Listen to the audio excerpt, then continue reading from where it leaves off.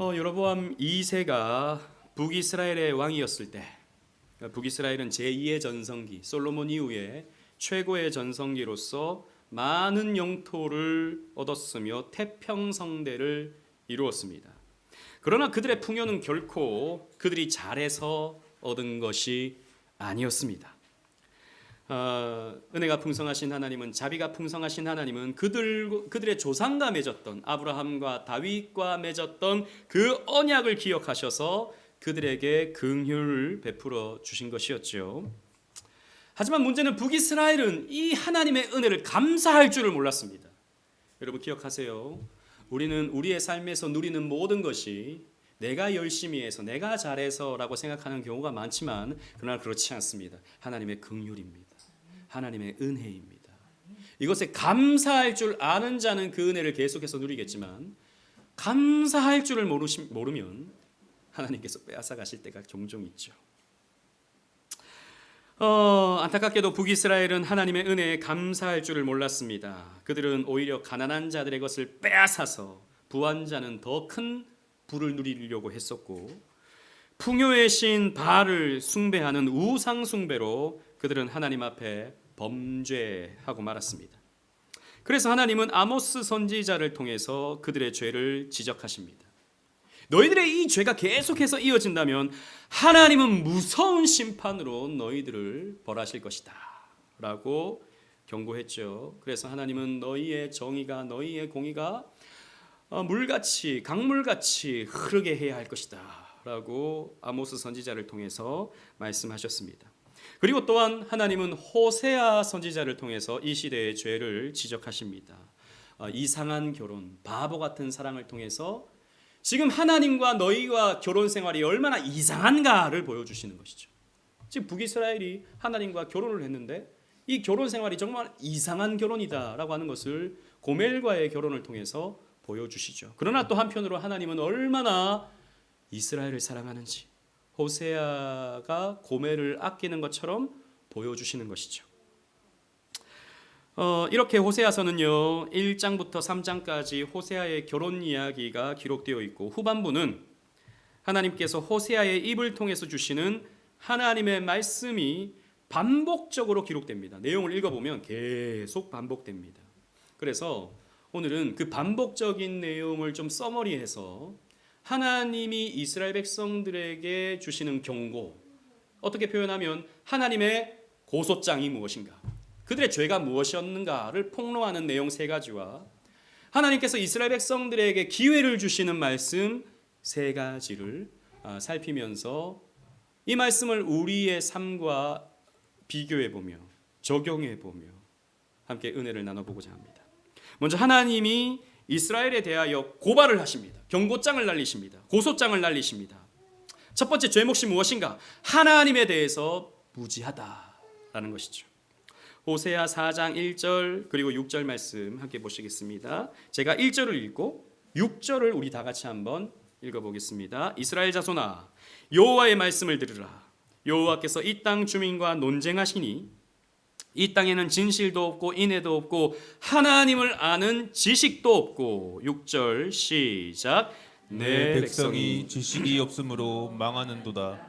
내가 지식을 버렸으니 나도 너를 버려 내 제사장이 되지 못하게 할 것이요, 내가 내 하나님의 율법을 잊었으니 나도 내 자녀들을 잊어버리리라. 아멘. 하나님이 호세아서에서 계속 반복적으로 말씀하시는 것은 너희들이 하나님을 아는 지식이 없구나라고 하는 책망입니다. 여기서 이 지식이라는 말은 히브리어를 찾아보니까 다아트라는 말입니다. 다아트. 이것은 말로 배워서 아는 지식, 하나님에 대한 지각, 이것을 다아트라는 말로 표현하고 있습니다. 즉 배워서 아는 것, 이런 것들을 다아트라고 하는 것이죠. 이 북이스라엘 백성들은 하나님에 대해서 너무나도 무지했다라는 것입니다. 여러분, 이 땅에 많은 사람들이 하나님을 믿습니다. 하나님을 사랑합니다. 찬양을 합니다.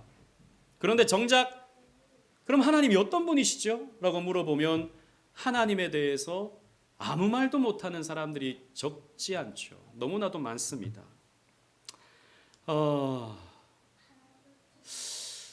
이것은 죄입니다.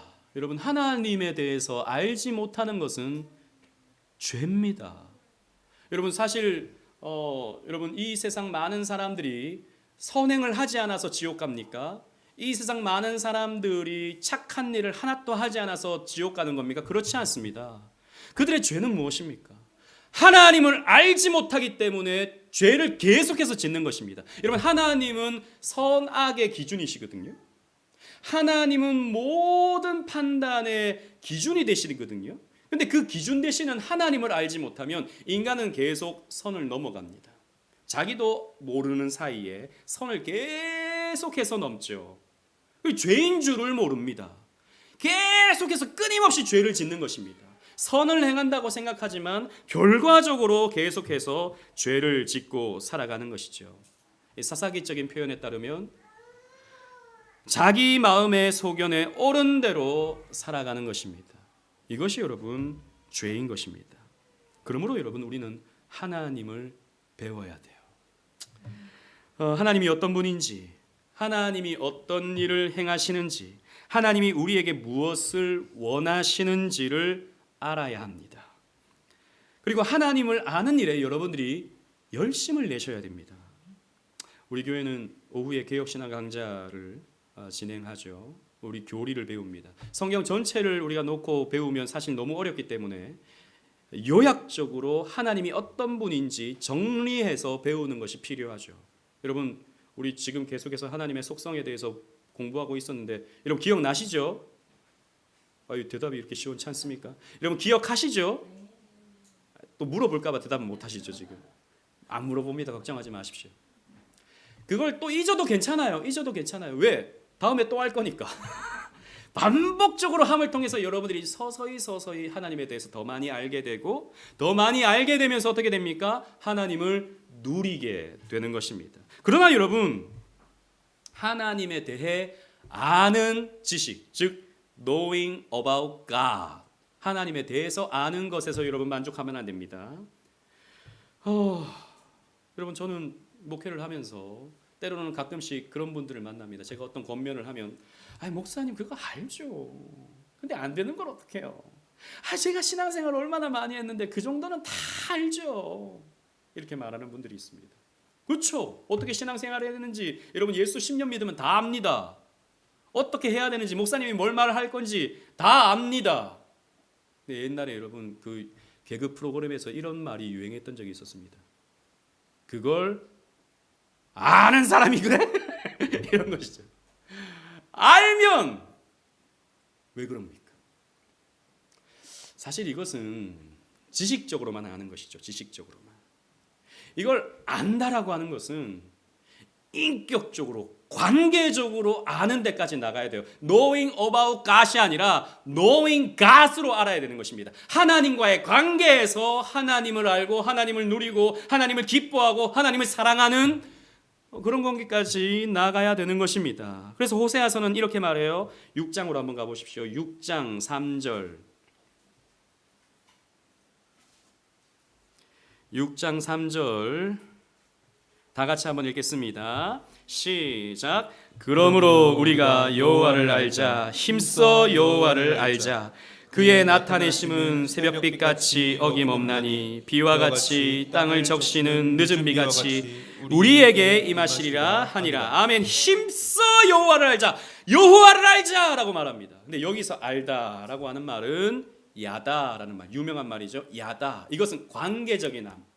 남편이 아내를 알듯이 아내가 남편을 알듯이 서로의 속속들이 다 아는 그 암, 그 관계를 말합니다. 즉 호세아는 처음에 다 지식으로 말했다가 나중에 어디로 갑니까? 관계적인 알무로 가는 거예요. 너희들은 처음에 지식으로 배우지만 이때 당시에 북이스라엘은 이 지식도 없었다는 겁니다. 근데 지식으로 아는 데서 그치는 게 아니라 관계적인 암까지 가야 된다. 근데 너희들 이것이 없구나라고 하나님이 책망하시는 거예요.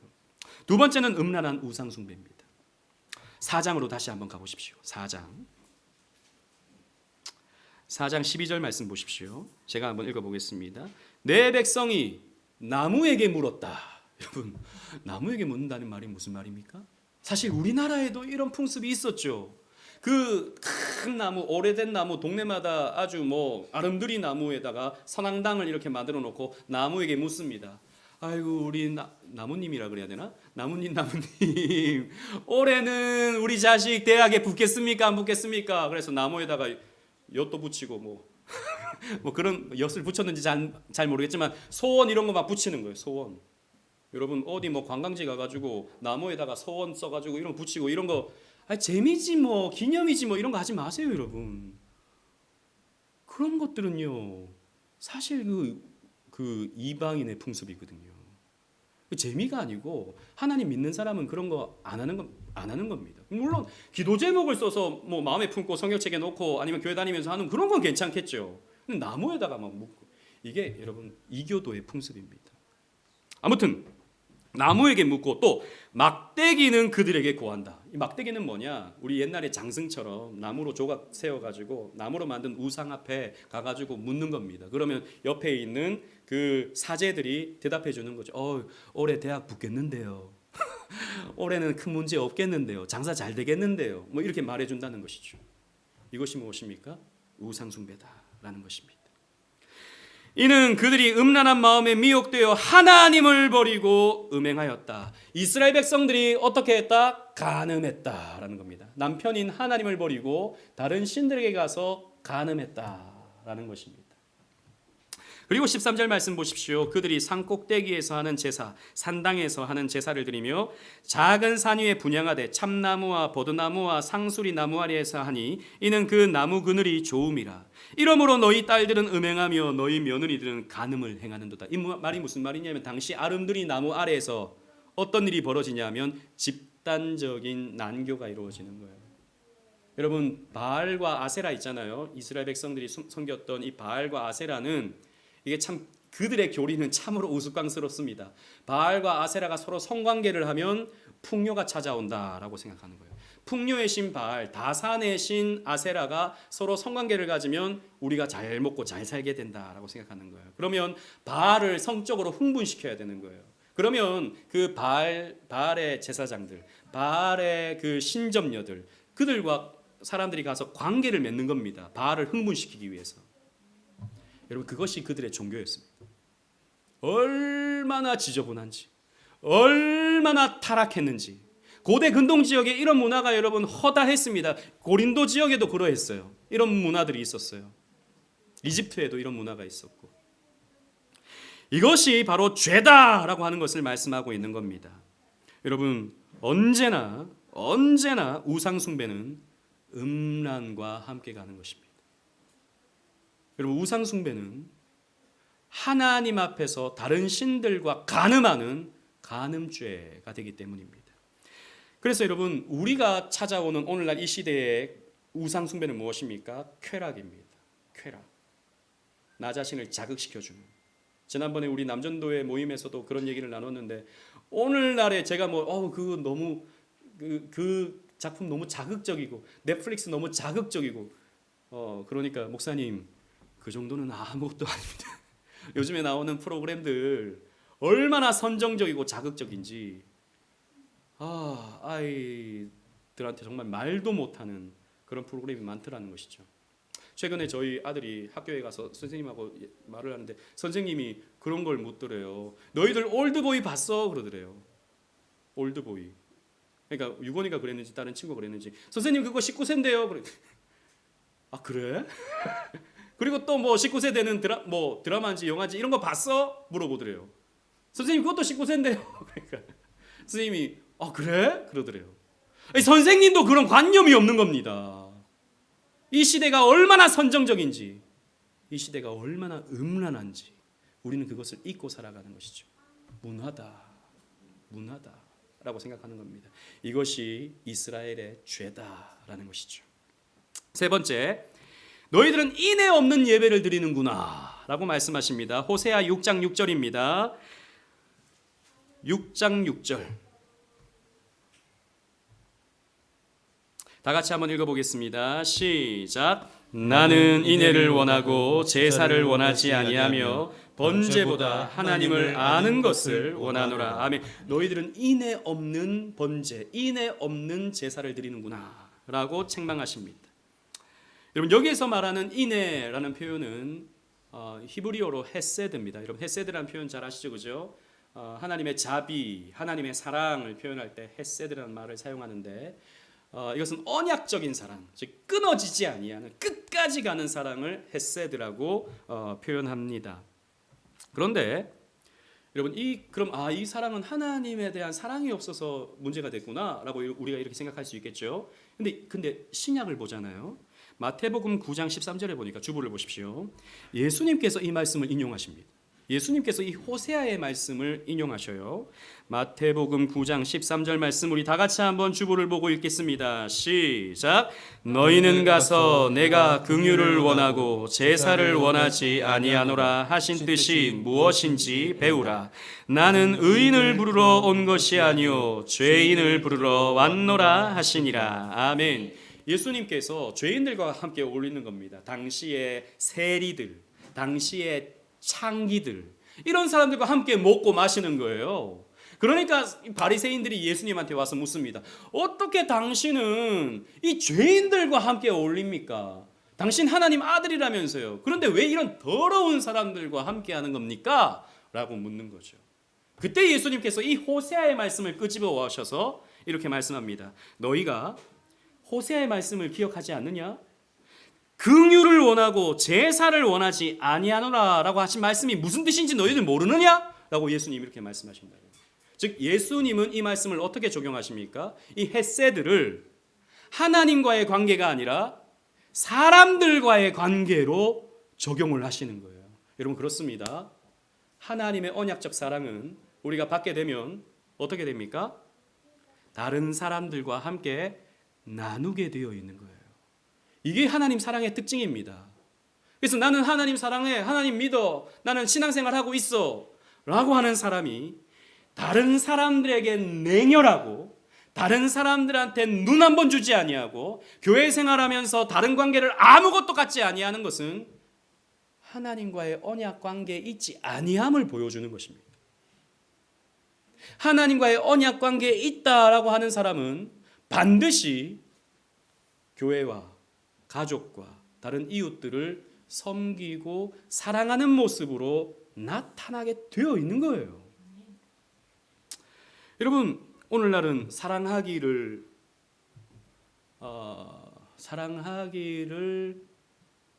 중단하는, 사랑하지 않기를 결심하는 시대이죠. 그래서 결혼을 하지 않지 않습니까? 지난주에 우리가 말씀 나누었던 것처럼 사랑하면 자꾸 손해보니까, 자꾸 내 걸 줘야 되니까 결혼을 내가 왜 해야 돼? 하지 않습니다. 아이도 낳지 않죠. 아이를 낳으면 경제적으로 손해예요. 제가 우리 아이를 낳아 보니까 요즘에 국가 지원이 많다고 치지만 돈이 많이 들어가요. 돈이 많이 들어가요. 생각보다 많이 들어가요. 나라에서 많이 주는구나 싶었는데 더 많이 들어가요. 계산하면 이거 손해다. 안 낳겠다라는 것이죠. 그러니까 요즘 젊은이들이 난 연애만 하겠다. 우리 교회는 그런 청년이 없지만 나는 연애만 하겠다라고 생각하는 청년들이 많아지고 있다는 거죠. 근데 그 연애는 어떤 연애입니까? 내 것을 절대 당신에게 주지 않겠다라는 거죠. 적당히 즐기고 적당히 서로의 그 이기적인 욕망을 채우는 그 정도의 연애밖에 되지 않는 거죠. 이런 관계는 메마름으로 이어질 수밖에 없습니다. 이런 관계는 우리의 마음을 점점 더 메마르게 만들죠. 사랑하지 않으면, 여러분들이 손해보지 않으면 우리는 메마르게 되어 있는 것입니다. 교회 생활도 마찬가지입니다. 아니 나나 지금 챙기기도 힘든데 무슨 내가 다른 사람을 챙겨? 내가 무슨 다른 사람을 섬겨? 교회 생활하면 자꾸 이렇게 모아서 코이노니아 하라 그러고 자꾸 전도회 이런 거 모아가지고 이런 거 하라 그래. 나 이런 거 너무 피곤해. 나 관계가 너무 싫어. 나는 그냥 예배만 드리고 나는 조용히 왔다 갔다 할래. 메마릅니다. 반드시 그렇게 될 수밖에 없어요. 여러분 하나님은 인에 있는 예배를 원하십니다. 다르게 표현하면 하나님과의 사랑뿐만 아니라 우리 서로 간의 사랑을 함께 나누는 그런 인에 있는 예배를 우리가 드리기를 원하신다라는 것이죠. 여러분 잠깐 옆에 있는 분을 한번 쳐다보세요. 옆에 지금 비었으면 앞에 있는 사람이라도 오늘 다 어디 갔습니까? 우리 지난주하고 이번 주하고 우리 총동원 결석주일입니까? 이거 저는 사정들을 알죠. 이제 뭐 또 사정들이 왜 이렇게 많은지. 근데 사정들이 왜 한꺼번에 이렇게 있는지 잘 모르겠습니다만 여러분 우리가 인에 있는 예배를 드려야 됩니다. 여러분들은 옆에 비어 있으면 마음이 어떻습니까? 뭐 안 나왔네. 뭐 그냥 그렇게 끝납니까? 아니요, 마음 아프셔야 돼요. 여러분 그렇지 않아요? 비어 있는 자리가 지금 마음 아프지 않습니까? 난 마음이 아파요. 저는 마음이 아파요. 그렇다고 뭐 제가 낙심하고 그런 건 아니지만 또 우리는요 그들을 위해서 기도하는 마음으로 오늘 이 예배에 참여를 해야 되는 거예요. 인에 있는 예배, 사랑 가진 예배. 하나님은 그런 예배를 원하시는 것입니다. 그리고 이제 하나님은요 회복을 위한 호소를 하십니다. 첫 번째, 여호와께로 돌아오라. 이게 여러분 호세아서의 가장 핵심적인 메시지입니다. 계속 반복해서 말씀하세요. 여호와께로 돌아오라. 여호와께로 돌아오라. 6장 1절 2절 말씀을 다 같이 한번 읽어보겠습니다. 1절을 읽고 제가 다 같이 2절을 읽겠습니다. 오라 우리가 여호와께로 돌아가자. 여호와께서 우리를 찢으셨으나 도로 낮게 하실 것이요 우리를 치셨으나 싸매어 주실 것임이라. 시작. 여호와께서 이틀 후에 우리를 살리시며 셋째 날에 우리를 일으키시리니 우리가 그의 앞에서 살리라. 아멘. 우리가 여호와께로 돌아간다면 하나님께서 우리를 살려주실 것이다. 하나님이 우리를 때로는 우리의 죄 때문에 찢으시고 우리를 치시지만, 즉 악수루에 의해서 우리는 앞으로 나라가 망하게 되지만, 그러나 하나님은 우리가 여호와께로 돌아갈 때 우리를 셋째 날에 일으키시겠다. 이틀 후에 우리를 살리시며 셋째 날에 우리를 일으키시겠다라고 말씀하십니다. 이 말씀은 그냥 표면적으로 읽으면 오래가지 않은 시일 내에 우리를 회복시켜 주실 것이다 라고 하는 말씀으로 해석할 수 있어요. 이틀 후에 살리시고 셋째 날에 다시 일으키신다. 그런데 칼빈 선생님은 이 셋째 날의 의미를 부여합니다. 칼빈 선생님은 여러분 셋째 날에 우리를 다시 일으키신다라는 말이 어떤 의미겠습니까? 셋째 날 그러면 여러분 뭐가 떠오르세요? 죽은 지, 예수님께서 십자가에 달려 죽으신 지 며칠 만에 다시 살아나십니까? 사흘 만에, 3일 만에, 셋째 날에 예수님께서 다시 일으키시는 겁니다. 예수님도 밑바닥을 경험하셨습니다. 예수님도 엄청난 고통을 당하셨어요. 그러나 저 지옥의 고통을 당하셨지만, 그러나 셋째 날에 예수님이 다시 일으킴을 받으시듯이 우리 또한 밑바닥으로 떨어진다 하더라도 다시 사흘 만에 부활의 영광을 주실 것이다 라고 하는 것을 말씀하고 있는 것입니다. 그래서 이스라엘 백성들은 여호와께로 돌아와야 돼요. 즉 앞에 있는 말씀을 반추해 본다면 우리는 힘써 여호와를 알아야 되고 우상 숭배를 폐해야 되고 이기적 부요를 내려놓고 서로 돌아보는 인에 있는 예배를 하나님 앞에 드려야 되는 것입니다. 그런데 여러분 보세요.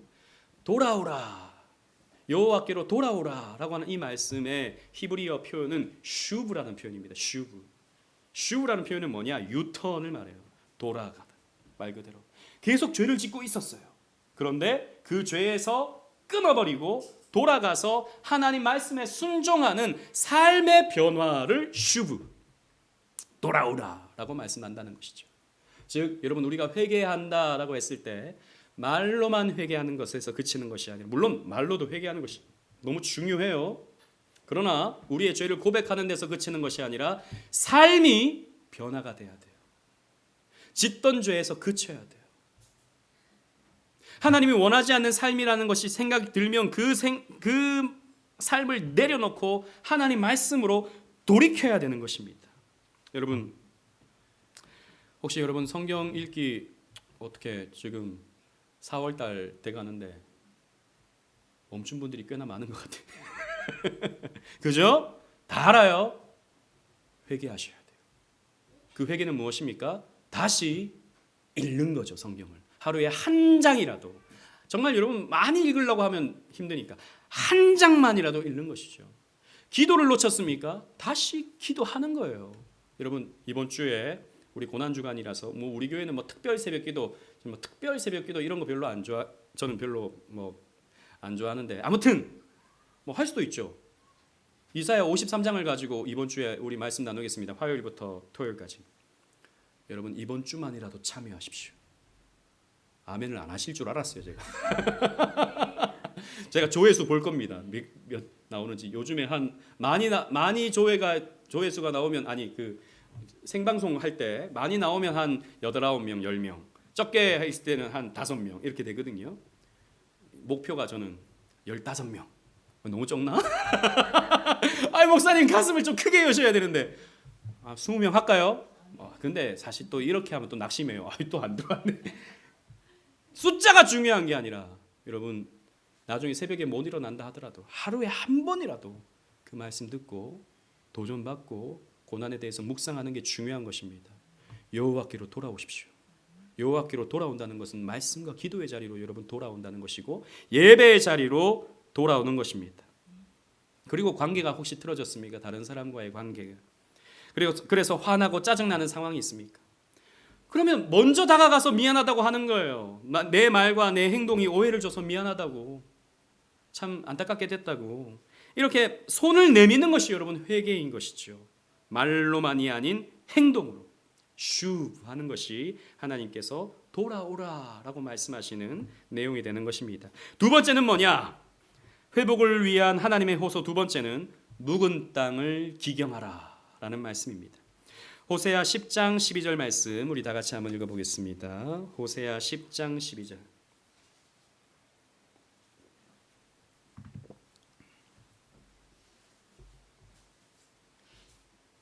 다 같이 읽겠습니다. 시작. 너희가 자기를 위하여 공의를 심고 인애를 거두라. 너희 묵은 땅을 기경하라. 지금이 곧 여호와를 찾을 때니 마침내 여호와께서 오사 공의를 비처럼 너희에게 내리시리라. 아멘. 묵은 땅을 기경하라. 이 호세아의 설교를 하다 보면 꼭 이 말씀이 들어가거든요. 묵은 땅을 기경하라. 여러분 하나님은 이스라엘 백성들의 마음을 묵은 땅에 비유하십니다. 오랫동안 방치함으로 딱딱하게 굳어버린 그런 땅에는 농사를 지을 수가 없죠. 여러분 농사 지어 보신 분들은 아실 겁니다. 그냥 방치해 놓은 땅에서는요 농사를 지을 수가 없어요. 농사를 짓기 위해서는 어떻게 해야 됩니까? 땅을 갈아엎어야 됩니다. 갈아엎어서 딱딱하게 된 땅을 포슬포슬하게 만들어 놔야 되죠. 딱딱하게 그냥 굳어버린 땅에는 아무리 씨앗을 뿌려도 그 씨앗은 말라버리거나 햇볕에 타 죽게 됩니다.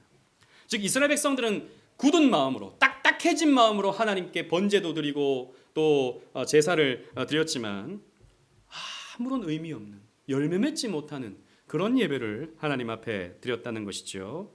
여러분 우리가 이럴 수 있습니다. 우리가 이럴 수 있어요.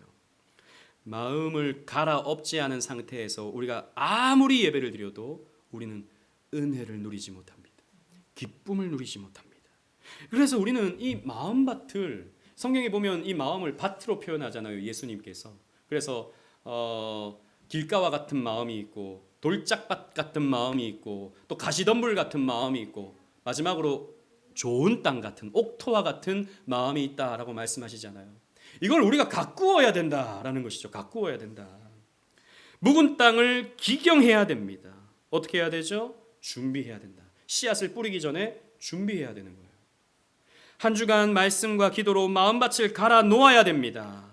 예배당에 여러분 오시면 기도로 준비하시고 오늘 본문 말씀이 뭔지 한번 읽어보시고 오늘 부를 찬송이 뭔지 한번 보시고 마음을 준비하셔야 되는 거예요. 그래야 여러분 우리의 마음이 포슬포슬해져서 말씀이 우리에게 떨어질 때 은혜의 열매를 맺을 수 있는 것입니다. 그리고 여러분 11절 말씀 보시면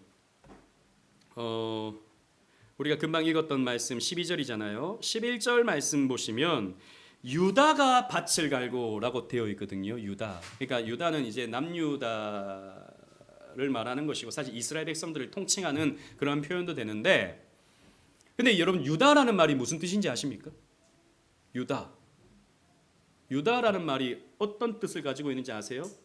찬송이라는 뜻을 가지고 있어요. 찬송. 그러니까 이걸 직역하면 찬송이 밭을 갈고가 되는 거예요. 물론 이걸 뭐 이렇게도 해석할 수 있고 저렇게도 해석할 수 있겠지만 저는요, 우리가 예배 전에 찬송하는 게 참 중요하다고 생각합니다. 우리 방정환 집사님, 또 우리 지훈 형제가 예배 전에 혹은 개혁신앙 강좌 전에 우리 찬양하잖아요. 여러분, 그 찬양 시간에 보면 다 없어. 어디 간지 없어. 다 왔다 갔다 하느라고 찬양 시간에 정작 없어요. 아니요, 여러분, 그 시간에 마음을 가는 시간이에요. 마음을 갈아놓는 시간이 돼야 돼요.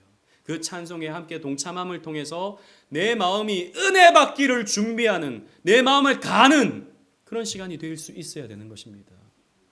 그래야 여러분, 우리가 말씀을 들을 때 은혜를 누릴 수 있게 된다는 것이죠. 30배, 60배, 100배의 결실을 맺을 수 있는 것입니다. 여러분들의 강팍한 마음을 그냥 두지 마십시오. 여러분, 이번 한 주간 마음밭을 갈아 놓으시기 바랍니다. 마지막으로 셋째로, 아수르를 의지하지 말라라고 말씀하십니다. 14장 제일 마지막 14장 3절 말씀을 함께 읽어보겠습니다. 14장 3절입니다.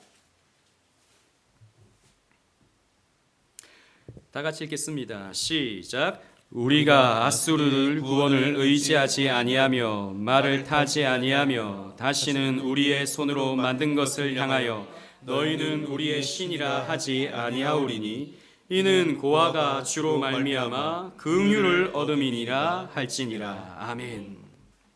아수르 의지하지 말라라는 말씀은 계속 반복됩니다. 이 호세아서에서 5장 13절, 7장 11절, 8장 9절, 10장 6절에서도 반복적으로 언급하고 있어요. 여러분, 앞에서 우리가 공부했던 것처럼 북이스라엘이 태평성대를 이루었던 것은 북이스라엘 위쪽에 있는 아람이라는 나라를, 그들이 항상 북이스라엘을 괴롭혔는데 아수르가 아람을 공격함으로써 북이스라엘은 나름 평안을 누릴 수 있었던 것입니다. 그래서 북이스라엘은요, 계속해서 어떤 마음을 갖냐 하면 아수르에게 잘 보여야겠다라고 하는 마음을 갖는 거예요. 그렇지 않습니까? 이 약소국은 강대국에게 잘 보임으로써 국방이라든지 이런 외교의 문제들을 해결하지 않습니까? 이때 당시 이스라엘이 지금 그러했다라는 것입니다. 근데 문제는 이스라엘은 누가 다스리는 나라입니까? 하나님이 다스리는 나라예요. 신정국가입니다. 지금의 어떤 일반적인 나라가 아니에요.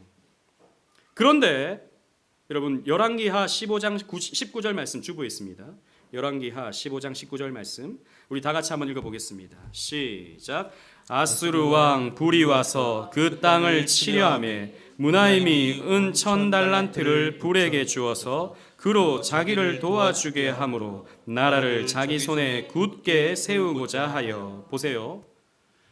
이제 여로보암이 죽고 나서 다음에 무나햄이라고 하는 왕이 세워지게 되는데 은 1000달란트를 불이라는 왕에게 바쳤다 그랬습니다. 이 불이라는 왕은 사실 이름이 디글랏빌레셀입니다. 디글랏빌레셀. 이 왕에게 은 1000달란트를 바치면서 뇌물을 주면서 우리 좀 잘 봐주세요. 우리는 가만히 놔둬주세요 라고 이렇게 의지했던 것입니다.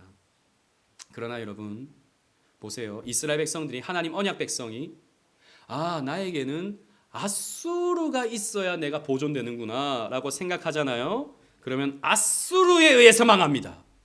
그래서 북이스라엘이 아수르 때문에 망한다고요.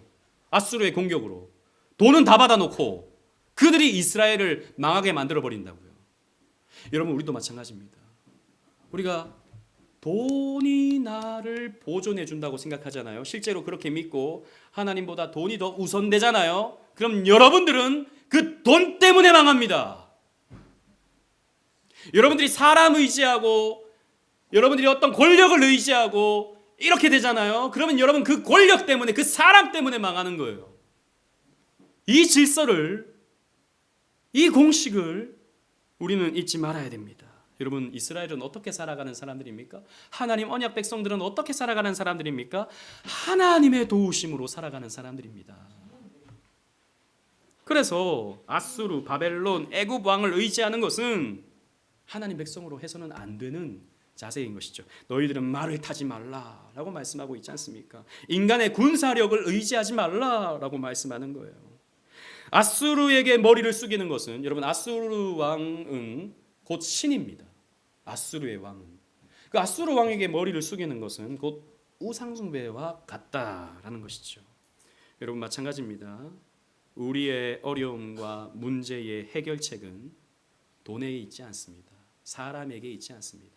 돈을 어느 정도 벌면 문제가 해결되겠지? 아니요.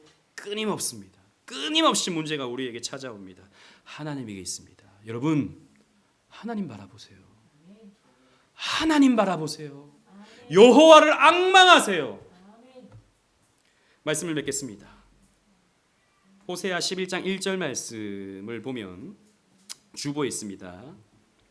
이스라엘이 어렸을 때에 내가 사랑하여 내 아들을 애굽에서 불러냈거늘이라는 호세아의 말씀이 있습니다. 이 말씀을 잘 기억해 놓으세요. 자, 어떻게 이 말씀을 해석하면 좋을까요? 이스라엘이 어렸을 때에, 아주 옛날에 이스라엘이 애굽의 종되었을 때에 내가 그들을 사랑해서 내 아들을 이스라엘을 애굽에서 출애굽하게 했다라는 말씀으로 여러분 해석되잖아요. 어렵지 않죠? 그런데 이 말씀을요, 마태는 완전 다르게 해석합니다. 마태복음 2장 15절 말씀에 보니까 이 말씀을 이렇게 적용하고 있어요. 여러분 다 같이 한번 읽어보겠습니다. 주보에 있습니다. 시작. 헤롯이 죽기까지 거기 있었으니 이는 주께서 선지자를 통하여 말씀하신 바 애굽으로부터 내 아들을 불렀다 함을 이루려 하심이니라. 아멘. 이 말씀을 이스라엘로 적용하는 게 아니라 마태복음은 누구에게 적용합니까? 예수님에게 적용합니다. 예수님이 태어나자마자 헤롯 왕이 아이들을 다 죽이려고 하니까 피신을 가게 하죠. 천사가 나타나서 애굽으로 도망을 갑니다. 그래서 예수님이 어렸을 때 아기 때 애굽에 있었어요. 그런데 헤롯 왕이 죽게 되니까 어떻게 됩니까? 다시 가나안 땅으로 돌아오죠. 그런데 이 그림을 마태복음 전체 그림을 딱 보면 여러분 어떻게 되냐면 예수님이 이스라엘 백성들의 그 모든 과정을 똑같이 예수님이 따라가는 것을 볼 수 있어요. 자 보세요. 출애굽을 합니다. 애굽에서 나옵니다. 애굽에서 나오는데 예수님이 이제 마태복음에 보면 요단강에서 세례를 받죠. 요단강을 건너는 겁니다. 마치 이스라엘 백성들이 홍해를 건넜던 것처럼. 그리고 예수님이 40일간 광야에서 시험을 받습니다. 마치 이스라엘 백성들이 40년 동안 광야에서 물과 더위와 먹을 것에 시험을 받았던 것처럼. 그리고 예수님께서 산에 올라가셔서 말씀을 전해 주십니다. 그 팔복산에서 말씀을 전해 주시죠. 마치 이스라엘 백성들이 시내산에서 말씀을 받았던 것처럼 예수님께서 똑같이 이스라엘의 그 모든 과정을 겪어내시는 거예요. 그래서 호세아서는 뭘 말하냐면, 또 이 마태복음은 뭘 말하냐면 말씀을 잘못 적용하네. 이건 이스라엘 백성들에 대한 이야기인데 이게 아니고 예수님께서 새 이스라엘이다 라고 하는 것을 우리에게 보여주는 거예요.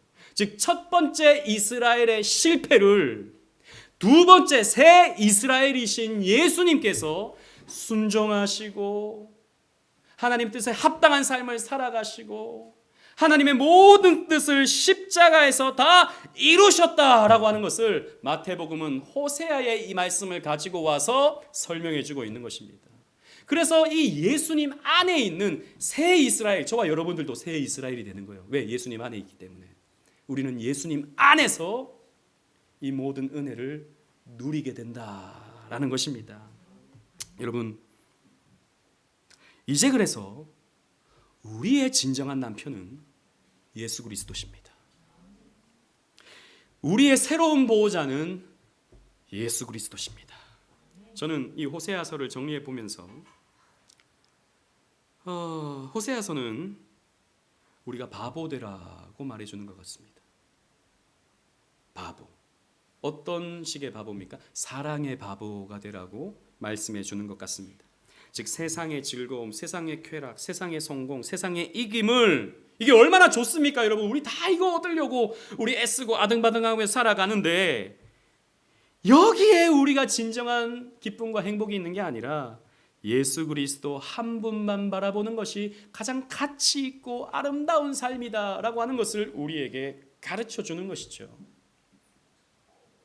여러분, 동네 바보 옛날 좀 있었습니까? 동네 바보? 맨날 이렇게 뛰어다니고 맨날 웃고 맨날 그냥 뭐가 그렇게 좋은지 맨날 웃고 뛰어다니는 그런 애들이 동네에 한두 명씩 있었다고요. 옛날에. 그죠?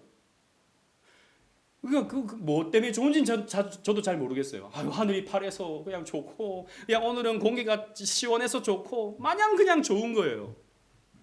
우리는 그런 친구들을 보면 아이고 불쌍하다. 뭐가 그렇게 좋을까? 좀 혀를 차죠. 그런데 여러분 한번 생각해 보세요. 그렇게 혀를 차는 내가 행복할까요? 그냥 마냥 그냥 모든 게 좋은 그 바보가 행복할까요? 사실은 바보가 행복해요. 근데 우리는 너무 똑똑해가지고, 우리는 너무 약아가지고 행복해할 줄을 몰라요. 예수 그리스도가 내 옆에 계신데, 이 모든 은혜의 약속을 해주고 계시는 예수께서 내 옆에 계신데 예수를 쳐다보질 않아요. 그저 다른 사람과 나를 비교하면서 아유 저 사람은 저런 아파트 살고 저 사람은 저런 차를 타고 아유 이렇게 지금 시대가 이렇게 혼란스러운데 저 사람은 저렇게 뭔가를 해나가는데 나는 뭐하고 있나, 나는 뭐하고 있나, 이렇게 늘 자신만 바라보면서 애달아 하는 거예요. 우리가 불쌍한 자입니다. 어리석은 자예요. 여러분, 여러분들의 힘을 조금만 빼십시오. 호세아서의 핵심은 오직 예수만 바라는, 오직 예수만 사랑하는 자가 되라 라고 하는 것을 우리에게 알려주고 있습니다. 그래서 힘을 빼시고 여러분들의 시선을 조금만 예수님께 돌리시기를 바랍니다. 여호와께로 돌아오십시오. 수고하고 무거운 짐진 자들아 다 내게 오라, 내가 너희를 쉬게 하리라 라고 말씀하시는 예수님께로 나와서 진정한 안식을 얻는 저와 여러분들 되시기를 주님 이름으로 축원합니다. 아멘.